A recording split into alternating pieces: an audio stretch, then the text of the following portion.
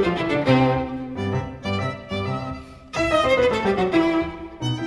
in case. No, that's fine. Oh, yeah. I'm John V. My guest today is Diane Andrasik. Diane is a native of Dunkirk, New York, attended Catholic elementary schools, graduated from Dunkirk High School and SUNY Fredonia with both bachelor's and master's degrees. She had a career teaching English in Dunkirk schools, which concluded with work for advanced seniors and advanced placement courses.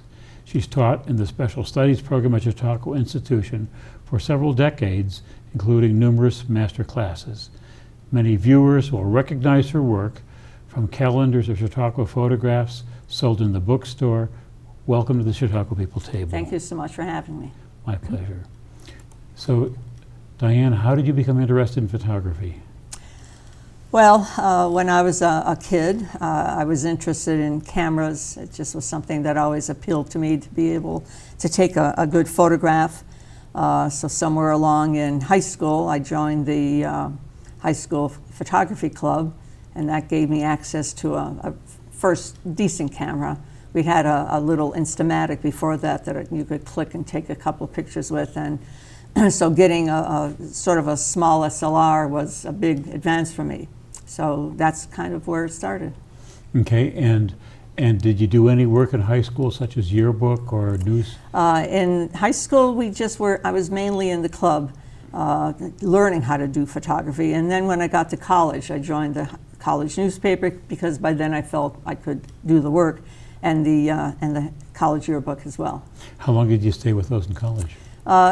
Probably at least 3 years. I may not have started in my freshman year, but by sophomore year I got involved.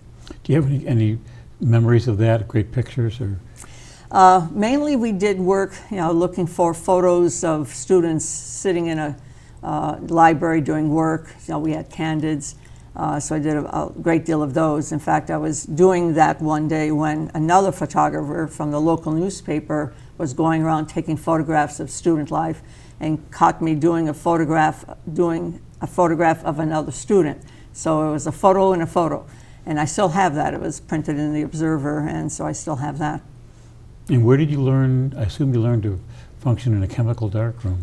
Mostly in college. Again, we had to do our own development, so there were several dark rooms, and they showed us how to do that. And it was quite an eye-opening experience. And I used to do it even through my years when I was in charge of the high school yearbook at our school, at Dunkirk High School. So I would do a lot of photos, or the students who were working with me would, and then I'd go in a little dark room I had in my apartment, and I would create these photos. So it made for some very late evening work. But it was satisfying, I'll bet. Yeah. Oh, yeah. To see all that come up in the darkroom tray, it was great. Right. Now, where did you learn your photography? Anything more significant than the Well, again, there were a classmates? couple of people at college level, a guy named Joel who kind of took me under his wing and helped me learn some of the basics of especially getting different angles and assuming certain settings on the camera, so the technical things. But then that kind of came to an end. I started teaching, and that made me too busy to do much with photography. Then at some point I picked it up again, and I decided if I was going to learn anything new, I had to either attend some workshops or attend some school. And so workshops became the order of the day. So I took a couple locally, and then I did one in the Adirondacks. Eventually I found a workshop up in New England led by Joe Zea, who was a very wonderful photographer out of the New York City area. And he made us work day and night. From the early morning sunrise to late sunset, we were photographing our brains out. And in the middle of the day, when it wasn't good to photograph, this was back in slide days, film days, he had arranged for us to have our slides developed overnight by a local lab, and we would do critiquing. And that was probably the most key thing that I had that allowed me to improve my photography, because in a very good way, in a very positive way, he would point out little things in the image that you later would think about when you try to do something similar. Was there something out of frame? Was there some distracting element? Should we have done that horizontally, not vertically, and so forth? And it was a huge leap in my knowledge of looking, actually seeing a photograph. And when I teach classes now, I tell them they could have the most expensive camera in the world or the cheapest camera, your own camera phone, for example. And if you know how to compose your photo, look for the right elements, and put them in a good sequence in your shot, then you're going to get a good photograph. Mm-hmm. Was there any time of the day that was preferred for doing photography?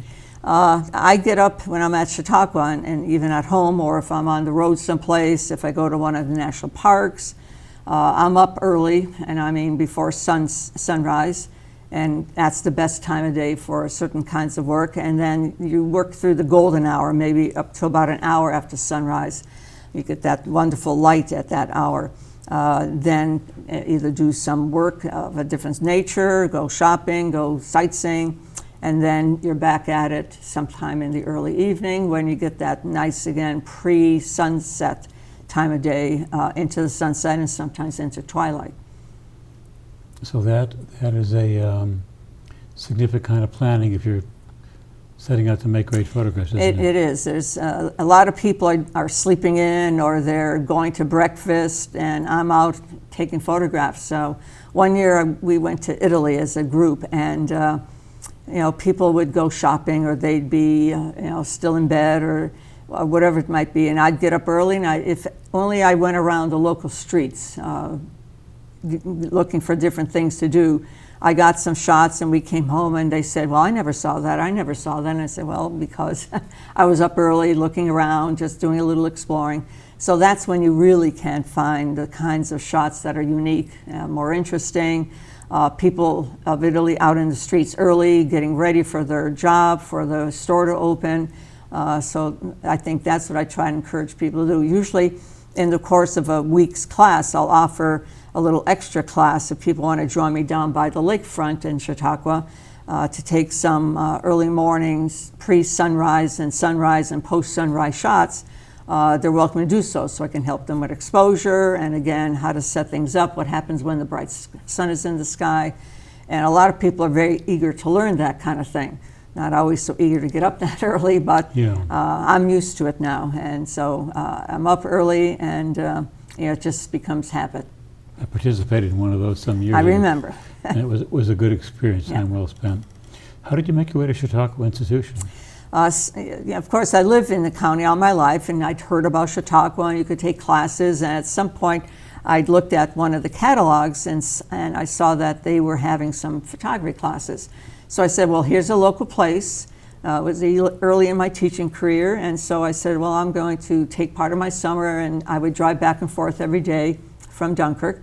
And the first class I took was from a very nice photographer. He did some interesting things.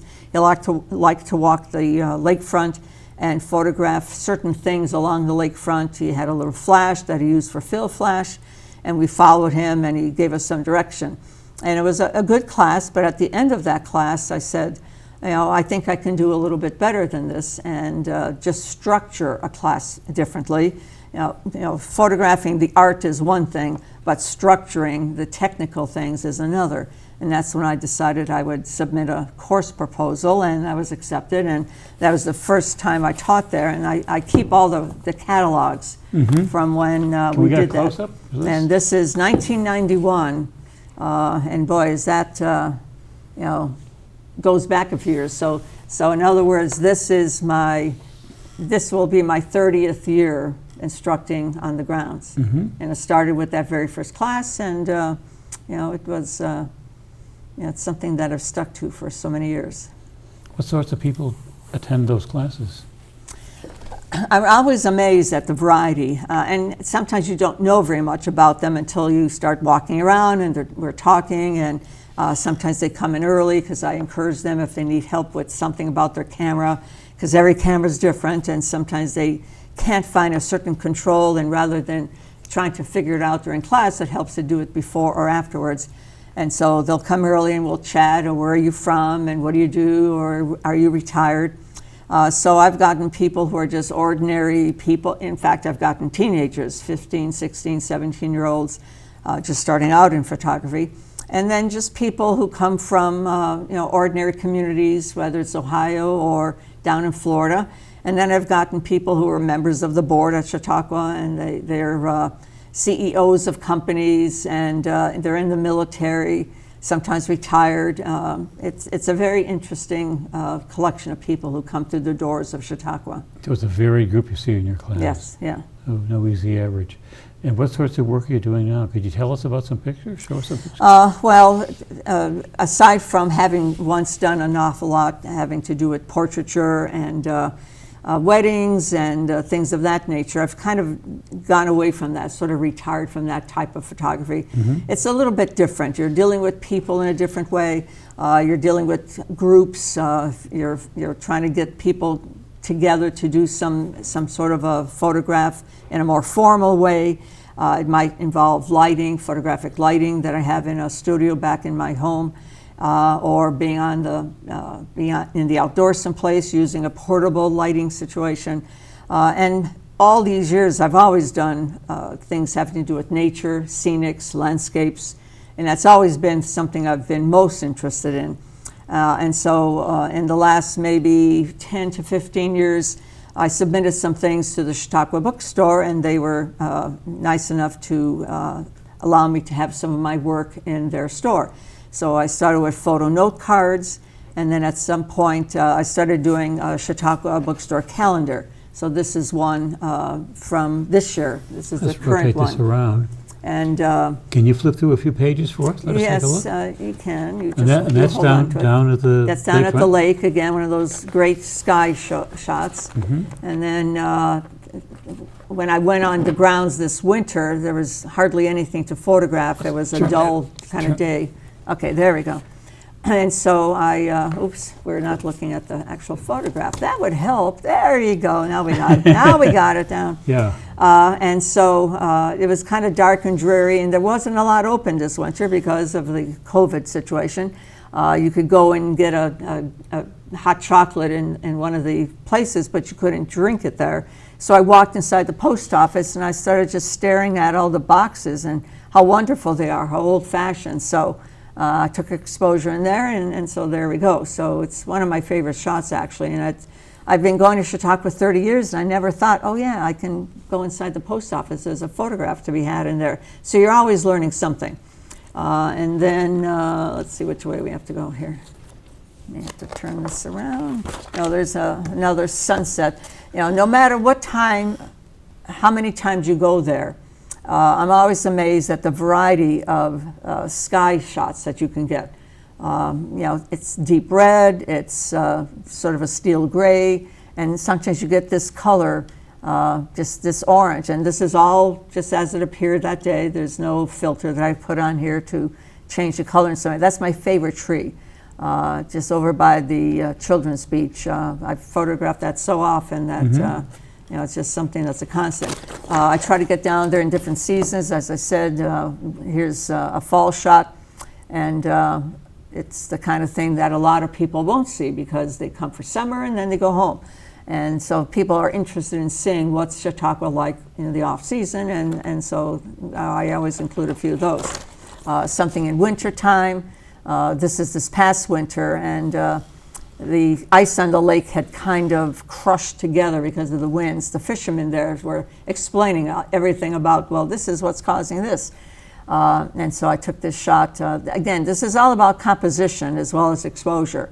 And so a leading line in this case, leading up to the site there of the bell tower. The bell tower again itself, that's always a favorite. This is again still in winter. So it's again that same day. Ice had melted a little bit, so we were lucky to get reflections in the water. It just made the photo that it just wasn't, let's say, snow. Do you walk on water? How did you get out there? This is ice, and the fishermen assured us that the ice at this point was still about a foot thick, but it had been a couple of warm days, so that top layer had gotten some of the warmth and the sun. So there was maybe about a half an inch of water on the top. And we have these crampons we put on our shoes, on our boots. Otherwise, you're just asking for trouble falling. So again, just as you can see where the fishermen have slid their They have these fishing sleds that they bring all their gear out on the ice, including these huts they're under if it's cold and windy. So again, it's an interesting situation there.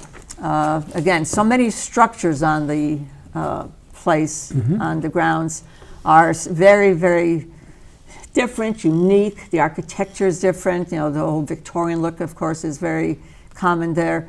And so I'm always looking for those things that are going to bring a memory to people. And so many people have gone to the boys' gym, the girls' gym. There's all kinds of facilities down at the other end of the grounds where the kids congregate. And so, this is an early spring shot. You can see the leaves still starting to come on the trees there. And again, leading lines leading up to the door of the gym helps the photograph become a little bit more compositionally correct.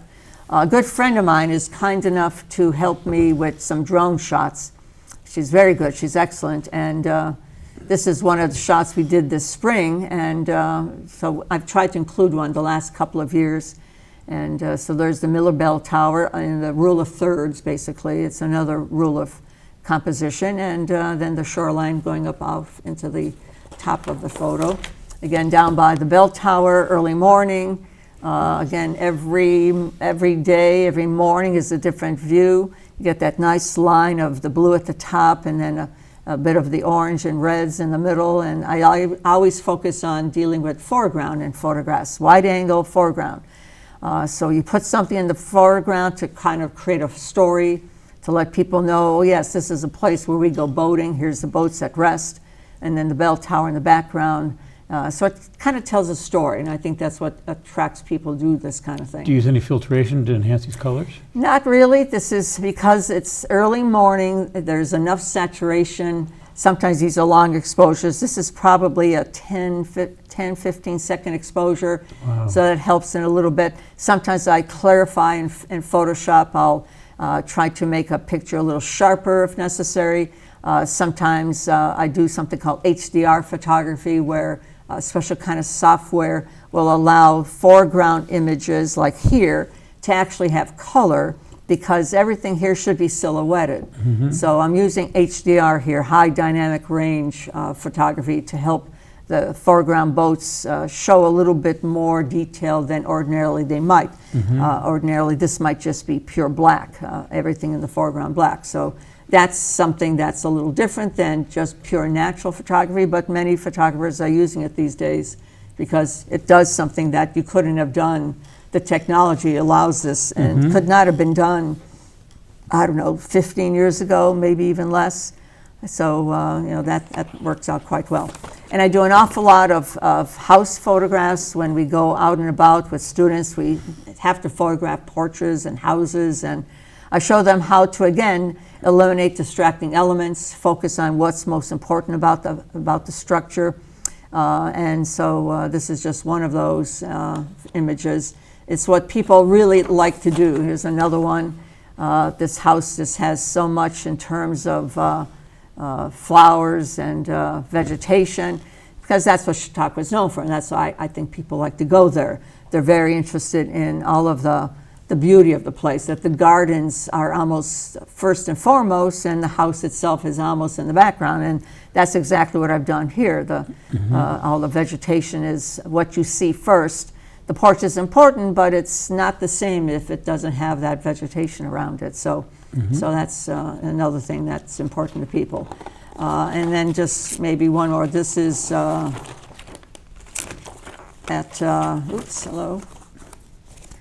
during the winter, again, a shot of, there we go, the colonnade building with the Christmas tree lit. Again, something a lot of people would not ever see. That it is a place that's alive in the winter and the off season. Things are done that make people still want to come. There are places that are open they can come to and enjoy the winter months. Some people, of course, live on the grounds. They have houses on the grounds, so they spend Christmas or Thanksgiving there, and they like to see these kinds of things as well. So those are just some of the images there. It's something that I'm very proud of, that this is about the 5th year I've done this, and this is the first year I've actually submitted postcards that they have for sale as well. So it's a nice collection of items I have there. That's magnificent. I got a few more questions, and let's look at some more pictures. Okay. It's kind of fun to alternate back and Yes. forth. Now, you have long experience. What was the transition like from film-based photography, chemical processing, to digital? Right. Well, the thing was, in some ways, doing film was easier. Yes, there are some people who develop, say their wedding photos and portraits, senior class portraits and things like that. Some photographers actually did that in-house. It made for perhaps them having a staff that helped with that, because imagine trying to put together an entire wedding album and developing every single print.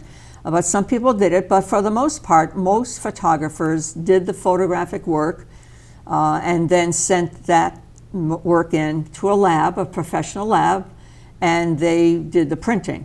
Used to take every single negative, and usually you were using a medium format negative, so it was larger than the typical SLR size negative, and you would place each negative in a special holder and indicate on that holder what you wanted done, how you wanted cropped. You might have needed some sort of touch-up done on the student's face, for example, and the lab did that in-house. You paid extra for that, and that's what, of course, meant a little addition in cost to the customer, but then the person's face looked good, looked perfect nearly. And then they shipped that back to you, and then the photographer put that in an album or submitted it to the customer, and they purchased it. Today, with digital, with so much control you have first in your camera and then in Photoshop, I would say most photographers who are really serious about their work and who are trying to do their work for sale, they're going to do all of their own work in Photoshop or Lightroom or some other kind of a software processing program. There are many others on the market. Aurora, Topaz has things. I could go on and on with that.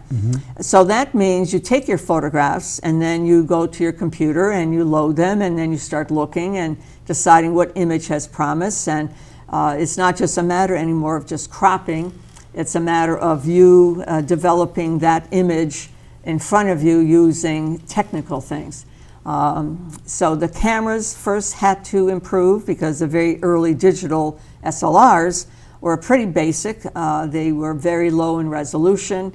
There were people who, like myself, I hesitated for a long time getting into digital because who knew where this new technology was going, whether it would be kept, whether it would last. And of course it did, and film stuff kind of fell off the wagon entirely.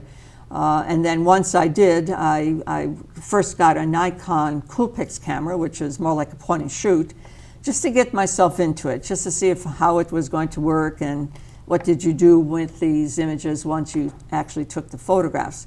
And then I got, because I'd always had Canon as a camera, I got a Canon SLR, very small resolution in the very beginning, and then increased from there till now I have a Canon D5 Mark III and Mark IV.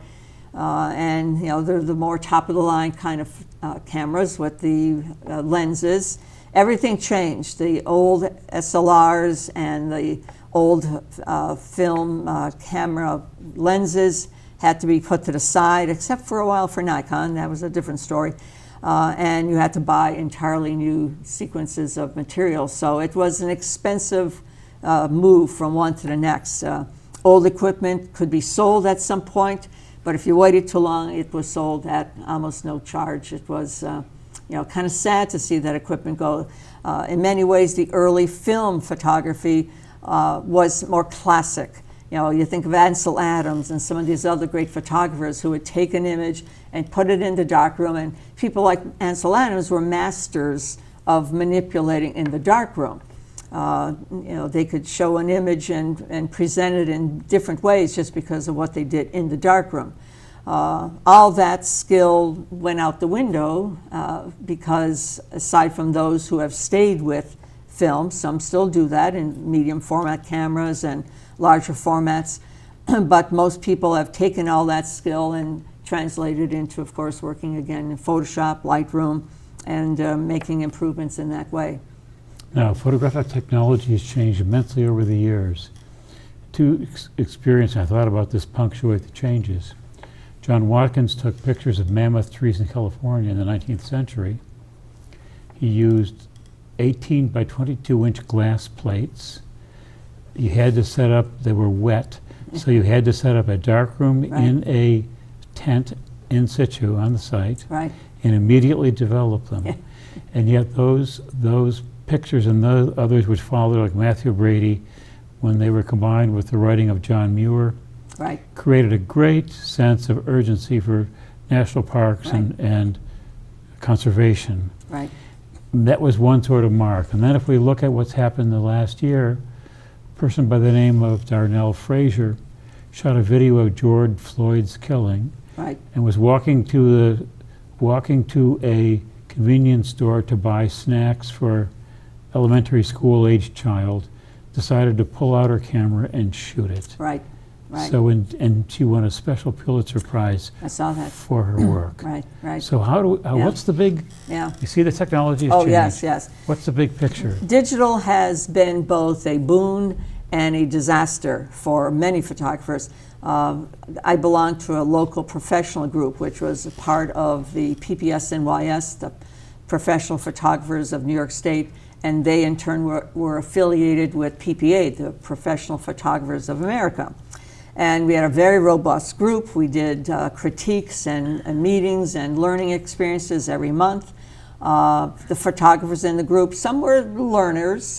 They were just getting on their feet, and you had photographers around you willing to help you learn and make things better and improve your skills. And many of those photographers either could earn their living based on photography, doing all kinds of weddings and, again, portraits for seniors and so on.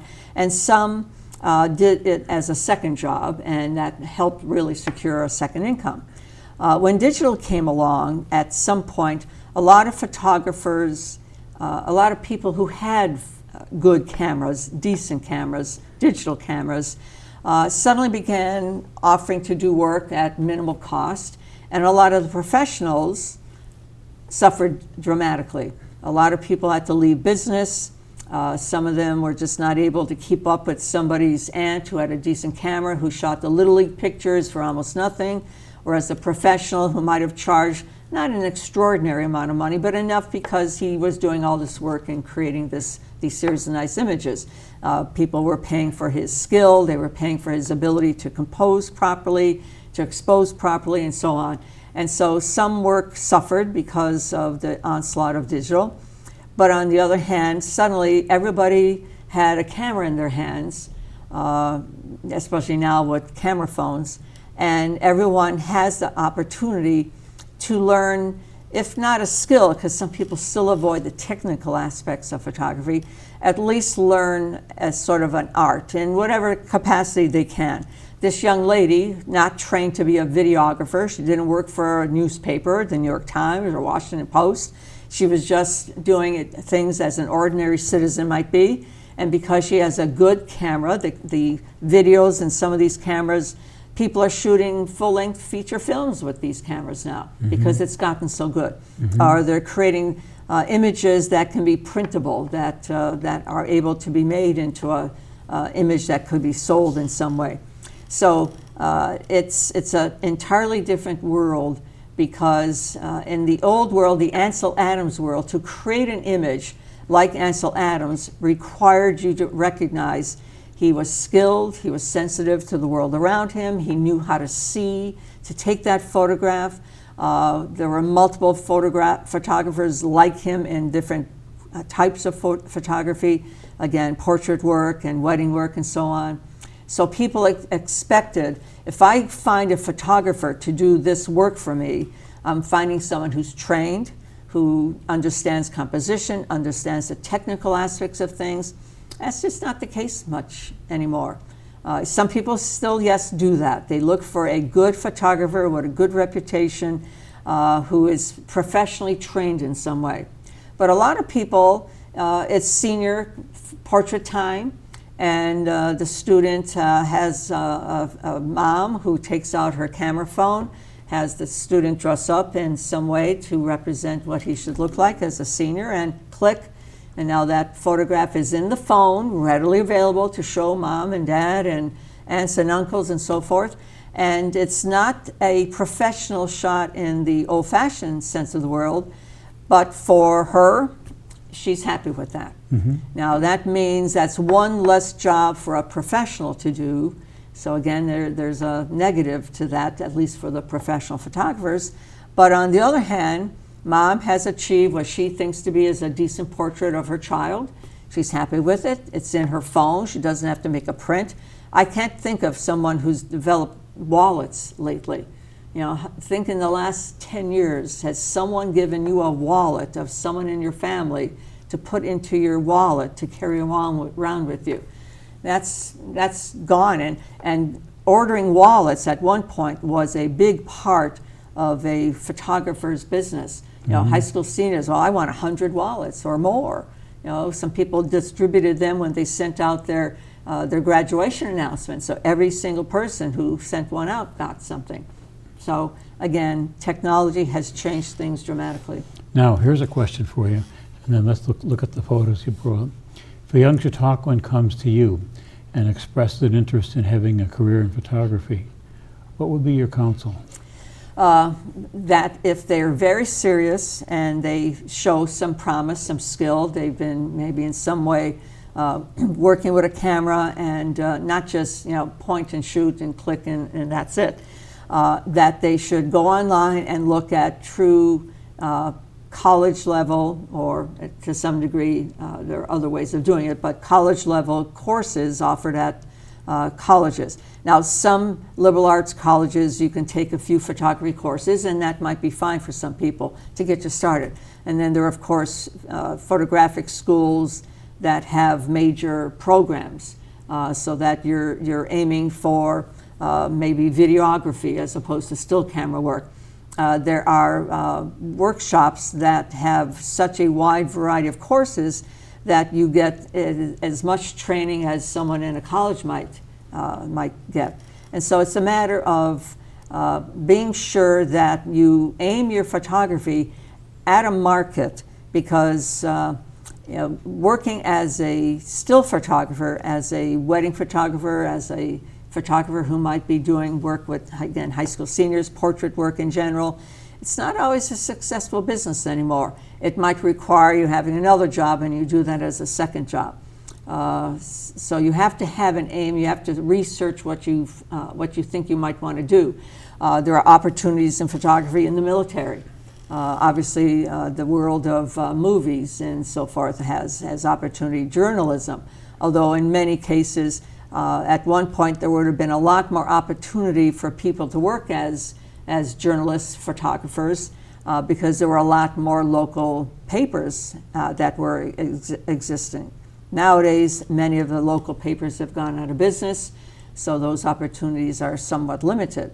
So they have to do research. They can't just presume, I'm going to pick up a camera and start photographing, and I'm going to be in the galleries, and I'm going to have a job as a cameraman at a newspaper station or in some other situation. They really have to look at it, because sometimes the jobs are just not there. You suggest some specialization? Right. I think that's kind of important. Although you need the wide gamut of background in photography, I think it helps if you're a videographer that you know about still photographer. And the two, of course, work hand in hand with each other in terms of exposure, lenses, things of that nature. But I think some people need to know, if they're going for a job, if they want to work as a photographer, that they need to specialize in some way. Obviously, some people are looking to be the kind of photographer who might one day have their work in a gallery, and that might be an easy route to go, but for some it's not. I see a lot of people working at arts and crafts shows selling their work, and some people do very well because they have the right kind of material, the right kind of photographs that people are attracted to, and some just don't hit the mark very well, and they eventually drop out. So they need to really look around and see what's successful. You have to know the end game, not just here's a camera, here's a nice scene, I'm going to take this photo. You have to ask yourself, now what am I going to do with this? Is this something that appeals to people, whether it's modern, whether it's very, very traditional? If you're going to go that route, you have to kind of know where you're going with it. Great, great. we're close to our time here. Wonder if we could take a look at some of the photographs you brought. I assume these should be on the hard drive. Oh, yes, And yes. I assume these are Oh, yes. some of your best. And just how, Right, yeah. why don't we talk through them and ask Chuck to Right. move on to the next Oh, one. sure. Well, again, landscapes, which is what I'm really focusing on so much lately. And so this is Iceland, where I was lucky enough to go 2 years ago. And I know enough about photography where I can go to a place and scout out locations and be at a location and photograph on my own or with a friend. But there are places you go to which are a little bit less accessible, where the country is not as accessible as other places might be, like a national park here in America. So I knew right away when I wanted to go to Iceland that you needed to be with someone who knew where to go, when to go, what were the better locations, and could give you a little bit of insight into a location that you had no experience with. And Iceland was one of those. So I got a workshop, which was the kind that I think is best to go on if you're a photographer wanting to learn. There are some photographic workshops where you will be one of 15 or 20, and you're not going to learn an awful lot. So this particular workshop, there were 4 of us and the leader, and therefore you weren't a crowd. And Matt Scheltzer was his name. And he does wonderful workshops, and he goes to Iceland regularly, and he knows exactly where to go, what time of day to go. We had wonderful shots of the aurora. We did things of the nature you just saw, and so it was a wonderful workshop that really worked out. And this is another shot from Iceland. You see we're behind the waterfalls here, and he knew exactly when to get us at this location. You see the sun glinting around the sunrise? It's sunset. Very late in the day, might I say, like it's after 10 o'clock at this point. But that's the nature of how light works in Iceland. And so he knew where to take us, where to set us up. He said, be attentive to where the sun is coming through. And again, this is one of these HDR shots, high dynamic range shots. So he gave us some examples of how to work that in our laptops and Photoshop, and it came out one of the best shots I've ever taken. Great. What's next? There we go. This is more local. This is, I like to go skiing, and this is Holiday Valley, not too far from here. One of the best places to ski in the entire Western New York. In fact, every year it's rated like 5th or 6th on the entire East Coast. So when you're up against places like Vermont, it says something. And this is one of my favorite trails. And I usually take one of my smaller cameras with me and tuck it underneath my jacket. It's a micro Four Thirds camera. So it's like an SLR, but smaller in size. And I get to the location, and this is always snow covered. Your typical winter wonderland, and so it's just a good opportunity for a different kind of shot. Great. And here we have Chautauqua. I have thousands, literally thousands of photographs of Chautauqua, and this is classic. Miller Bell Tower on a very quiet morning, just past sunrise, and you see how calm and quiet the water is. This was one of the covers of a calendar, I think last year. And people like it because, again, it says so much about serenity. Sometimes in a good photograph, you evoke a mood. And that comes from, again, exposure, time of day, as well as things like composition and things of that nature. This is this past winter. This is one of the luckiest shots I'll ever see because it's winter. We're standing on ice. A friend and I went out to photograph, and it was a dull, overcast day. And we were not getting much of anything. The ice had gotten a little warm, so there's a slick layer of about ½ an inch of water on it. As we were walking around, talking with the fishermen who were behind us, we started to look at how the sky was opening up. And the wind pushed the clouds away. So on one side, we had the wonderful clouds as they were breaking up. And on the right side, we had this sunset going on. And the Miller Bell Tower right in the center, and I think I could go out there 30 more years and not see something this immensely pleasing to me. Yeah. And so we were lucky in that. So sometimes photography is luck because the weather is going to be what the weather is, but sometimes photography is just go go to the spot you know is always giving you good shots before, and wait. And sometimes you walk around, you talk to people, you sit and wait, you go and have a cup of coffee, then you go back. It takes an awful lot of patience. One of the good things about people taking courses during the season in a place like Chautauqua, I tell my students this all the time, is they have the opportunity to get a photograph, and if it doesn't look right, go back the next day. In the early evening, in the early morning, they have a chance of doing what I do all the time, which is go back again and again and again, wait for the right light, create a shot by moving around in the scene instead of relying on what you did the day before or the week before. And I think a lot of people recognize that at a place in Chautauqua, like Chautauqua, you can do that. If you're on the road in a national park or going across country, you take a photo, you move on, and excuse me, unless you come back, that's it, that's what you have. So you need to invest time then with Exactly. the landscapes. Yes, indeed. Have we run through the series here? Are there any more that are? I think that's it. I think we're out of time, but this has been great fun. Yes. And do come back, Yes, I hope to one day. by all means. Okay, thank you.